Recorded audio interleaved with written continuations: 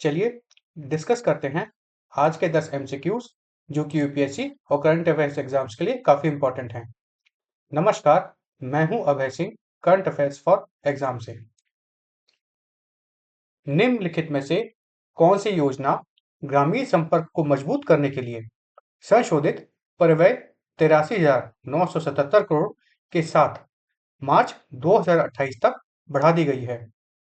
आपके ऑप्शन है फ्रेंड, प्रधानमंत्री ग्राम सड़क योजना 3, भारतमाला, सागरमाला या प्रधानमंत्री अंत्योदय योजना ग्रामीण। दोस्तों, यहाँ पे ऐसे ही क्वेश्चन देके यूपीएससी ट्रैक करता है, क्योंकि जब हम इतना बड़ा अमाउंट देखते हैं तो हमें लगता होगा कि भारतमाला या सागरमाला जैसी कोई योजना होगी, लेकिन इसका सही जवाब है प्रधानमंत्री ग्राम सड़क योजना 3। दोस्तों, यूनियन कैबिनेट ने प्रधानमंत्री ग्राम सड़क योजना 3 यानी फेज 3 को मार्च 2025 से बढ़ाकर मार्च 2028 तक एक्सटेंड किया है। फ्रेंड्स, पीएमजीएसवाई जो है प्रधानमंत्री ग्राम सड़क योजना, ये साल 2000 में लॉन्च की गई थी। इसका ऑब्जेक्टिव था कि all weather rural road connectivity, मतलब गांव तक ऐसी सड़क बनाई जाए तो साल भर यूजेबल हो। इसकी लॉन्चिंग गवर्नमेंट थी अटल बिहारी वाजपेयी जी की गवर्नमेंट। यह भारत की most successful rural infrastructure scheme है जो आज भी चल रही है। इसके 3 फेज आए हैं। फेज 1 में जो हैबिटेशन या जो मजरे टोले अभी तक कनेक्टेड नहीं हुए थे उनको कनेक्ट किया गया है। फेज 2 में जो रूरल रोड बन चुके थे फेज 1 में उनको अपग्रेड करने का प्लान था, और फेज 3 में उन लिंक्स को और सारे रूट्स को स्ट्रेंथन करना था, यानी गांव से मंडी, स्कूल, हॉस्पिटल तक सीमलेस मूवमेंट। अभी हाल ही में इसका जो आउटले रखा गया था, पहले प्रधानमंत्री ग्राम सड़क योजना 3 का, वो रखा गया था 80,250 करोड़ रुपए, जिसको बढ़ाकर 83,977 करोड़ रुपए किया गया है 2028 तक। इसकी फंडिंग पैटर्न इस प्रकार से है कि 40% जो है इसमें फंड वह केंद्र सरकार देती है, और 60% केंद्र सरकार देती है और 40% स्टेट गवर्नमेंट देती है। पर जब नॉर्थ ईस्टर्न स्टेट या स्पेशल कैटेगरी स्टेट की बात आती है या हिमालयन स्टेट की बात आती है, तो ये फंडिंग पैटर्न जो होता है ये 90-10 का होता है। मतलब 90% जो फंड है वह केंद्र सरकार उपलब्ध कराती है और 10% फंड जो है वह स्टेट सरकार देती है। फ्रेंड्स, प्रधानमंत्री ग्राम सड़क योजना जो है वह अब इको फ्रेंडली भी बन रही है, जैसे कि इसमें यूज की जा रही है cold mix technology, waste plastic road, geo textile और फ्लाई ऐश का भी यूज किया जा रहा है। चलिए अगले प्रश्न पर आते हैं। 2026 में भारत का दौरा करने वाले संयुक्त राष्ट्र महासभा के 80वें सत्र के अध्यक्ष कौन है? आपके ऑप्शन है friend, Ursula Leyen, Annalena Baerbock, Antonio Guterres या ओलाफ स्कोल्स।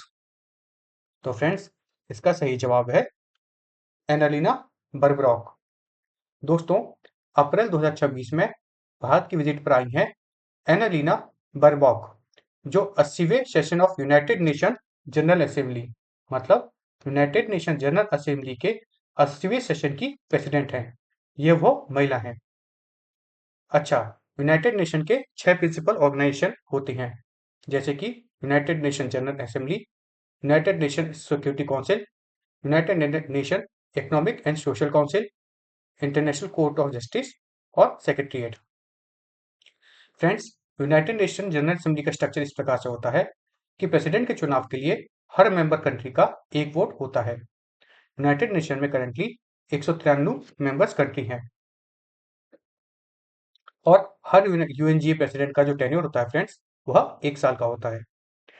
बरबॉक जो है फ्रेंड्स, यह सितंबर 2025 से 80वें सेशन को लीड कर रही हैं। इनकी नेशनलिटी की बात की जाए तो यह जर्मनी से आती हैं। चलिए अगले प्रश्न पर आते हैं। निम्नलिखित में से किस देश ने हाल ही में मिसाइलों और लड़ाकू विमानों सहित घातक हथियारों के निर्यात की अनुमति दी है? आपके ऑप्शन है फ्रेंड, जर्मनी, कनाडा, फ्रांस या फिर जापान। इसका सही जवाब है फ्रेंड्स, जापान।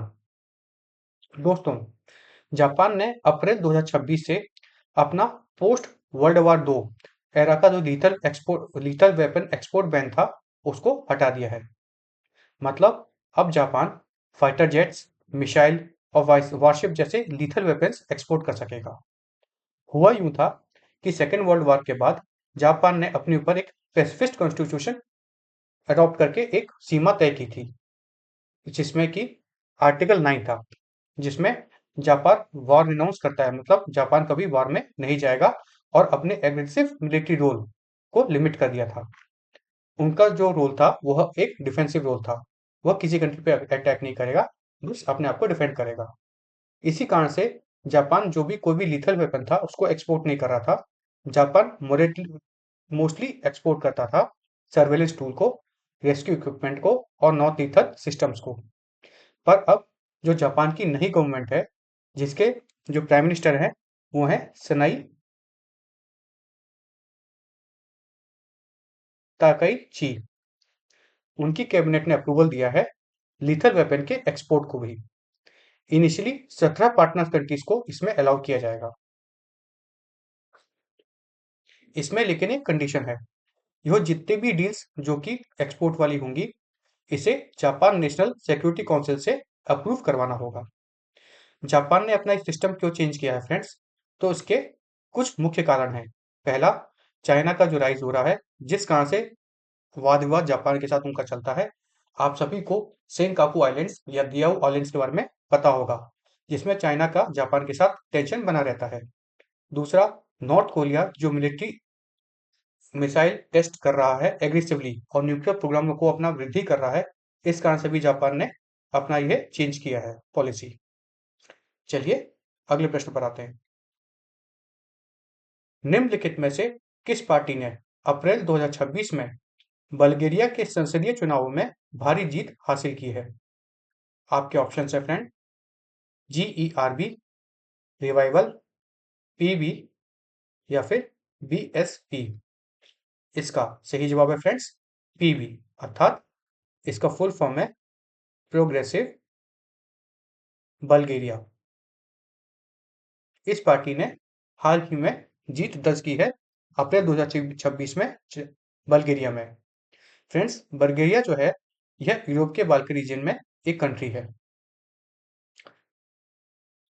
इसके बॉर्डर्स लगते हैं Romania, Serbia, North Macedonia, Greece, तुर्की के साथ। इसकी कैपिटल जो है फ्रेंड्स, वह है सोफिया। और इसकी जो करेंसी की बात की जाए तो वो है बल्गेरियन लेव। फ्रेंड्स, बल्गेरिया ने EU ज्वाइन किया हुआ है 2007 में और यह एक नेटो का मेंबर भी है। चलिए अगले प्रश्न पर आते हैं। निम्नलिखित में से कौन सा सिस्टम DRDO द्वारा विकसित AI सक्षम सैटेलाइट इमेजिंग प्लेटफॉर्म है? आपके ऑप्शन है फ्रेंड, प्रज्ञा, अस्त्र, आकाश या निशांत। तो इसका सही जवाब है फ्रेंड्स, प्रज्ञा। दोस्तों, हाल ही में DRDO अर्थात defence research and development organisation ने मिनिस्ट्री ऑफ होम अफेयर्स को प्रज्ञा सिस्टम हैंडओवर किया है और साथ ही में ADC-150 एयरबोर्न लॉजिस्टिक कैपेबिलिटी को सक्सेसफुल डेमोन्स्ट्रेट भी किया है। फ्रेंड्स, DRDO के जो करंट चेयरमैन है वह है समीर V कामत। इन्होंने नई दिल्ली में यह सिस्टम हैंडओवर किया गया है। इसे बनाया गया है CAIR द्वारा, centre for artificial intelligence and robotics. यह DRDO का बेंगलुरु बेस्ड एडवांस सिस्टम है, एडवांस लैब है। यह एक एडवांस सिस्टम है जो real time satellite imaging support देता है, इंटेलिजेंस एनालिसिस में हेल्प करता है, सर्वेलेंस सपोर्ट करता है, बॉर्डर मॉनिटरिंग में यूजफुल है और काउंटर टेररिज्म ऑपरेशन में काम आता है। चलिए अगले प्रश्न पर आते हैं। निम्नलिखित में से कौन सा पुरस्कार लोकप्रिय रूप से ग्रीन नोबल पुरस्कार के नाम से जाना जाता है? आपके ऑप्शन है friend, UNEP award, Goldman prize, Goldman पुरस्कार, अर्थशॉट या रामसार मेडल। इसका सही जवाब है फ्रेंड्स, गोल्डमैन पुरस्कार।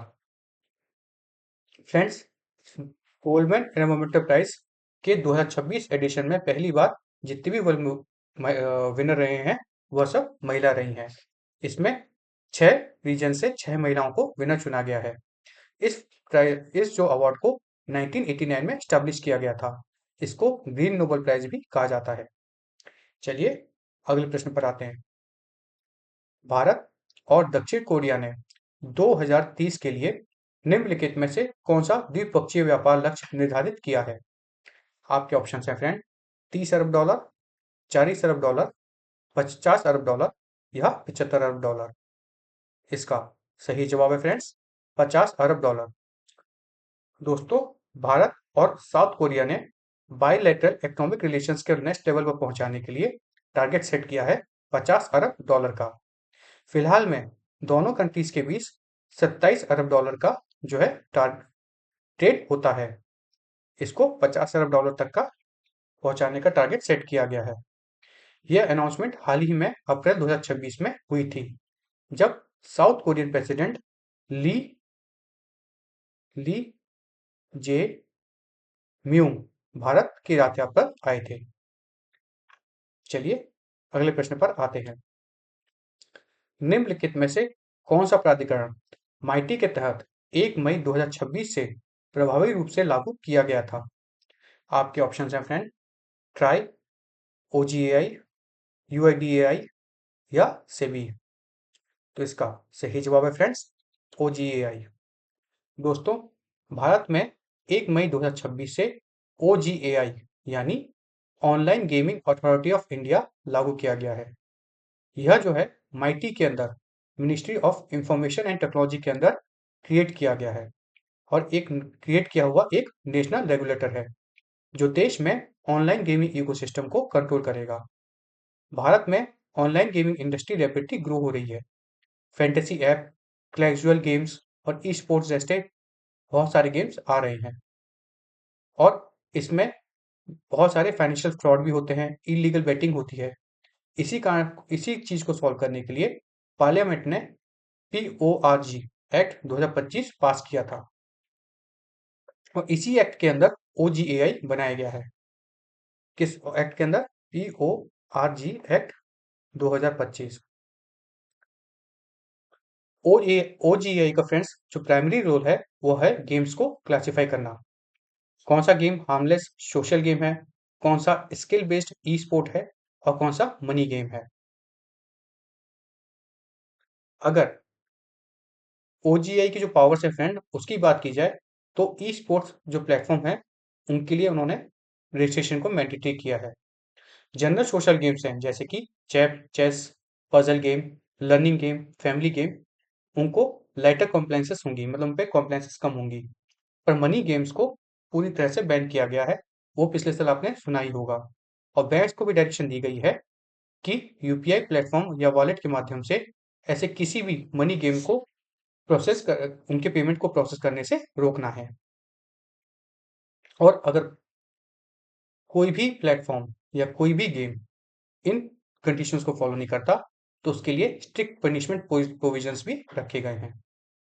जैसे पहली बार अगर ऐसा इलीगल मनी गेम पाया जाता है तो 3 साल की जेल और 1 करोड़ तक का फाइन है और दूसरी बार पाया जाता है तो 2 साल तक की जेल बढ़ाई जा सकती है और फाइन भी बढ़ाया जा सकता है। और सारे जो ऑफेंसेस होंगे फ्रेंड्स वह कॉग्निजेबल और नॉन वेरिएबल कैटेगरी में होंगे। चलिए अगले प्रश्न पर आते हैं। निम्नलिखित में से कौन सी योजना महाराष्ट्र के श्रम पीड़ित बायोगैस नीति 2026 के अनुरूप है? आपके ऑप्शन है फ्रेंड, गोवर्धन, उज्ज्वला योजना, पीएमयूवाई या अमृत। तो इसका सही जवाब है फ्रेंड्स, गोवर्धन। दोस्तों, महाराष्ट्र गवर्नमेंट ने हाल ही में अप्रूव की है सीबीजी पॉलिसी 2026 जो इंडिया के सर्कुलर इकोनॉमी मॉडल के एक स्ट्रॉन्ग एग्जाम्पल है।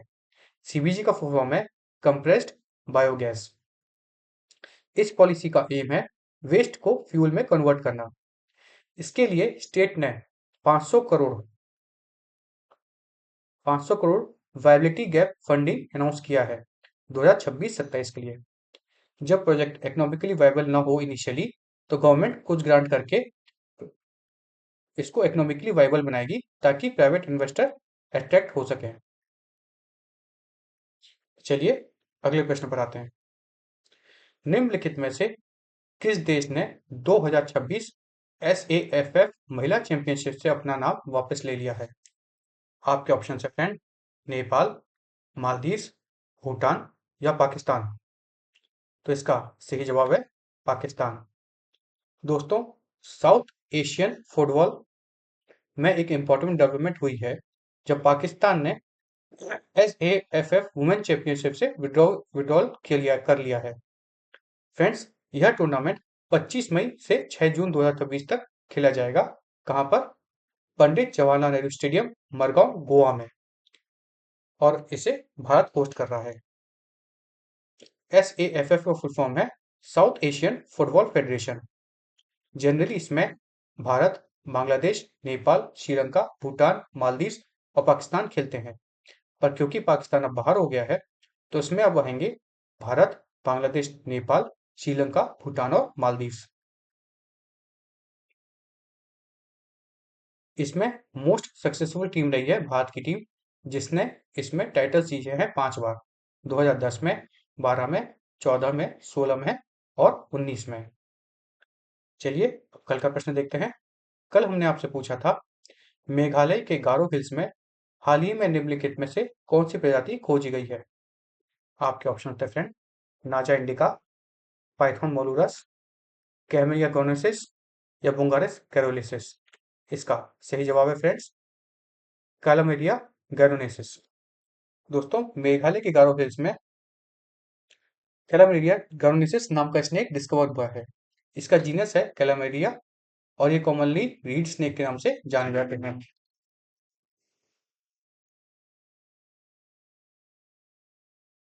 चलिए अब कल के लिए प्रश्न देखते हैं। कल के लिए हमारा आपसे प्रश्न है, निम्नलिखित में से कौन सा धूमकेतु वार्षिक लाइडर उल्का वर्षा से संबंधित है? आपके ऑप्शन है फ्रेंड, हेली, थेचर, एनके या टेम्पल। इसका जवाब आपको कमेंट सेक्शन में देना है फ्रेंड्स। अगर आपको हमारा ये सेशन फ्रूटफुल और इन्फॉर्मेटिव लगा, तो लाइक, शेयर, सब्सक्राइब अवश्य कीजिएगा। धन्यवाद। जय हिंद, जय भारत।